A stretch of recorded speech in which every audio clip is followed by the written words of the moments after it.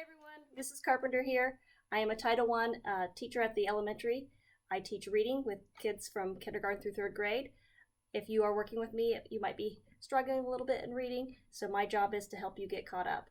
September 8th marks my 37th first day of school at Milton-Union, 24 as an actual teacher.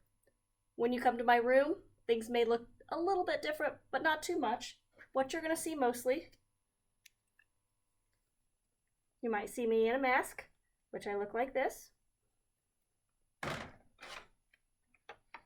You may see me using a face shield if I need to teach phonics so that you can see my mouth move.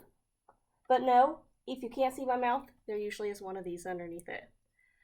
Some things that might be a little different, you may have to bring your own pencils to my classroom. We may not wait out in the hallway as much as we used to, but we're still going to try to have a good time. Let me show you what my room looks like.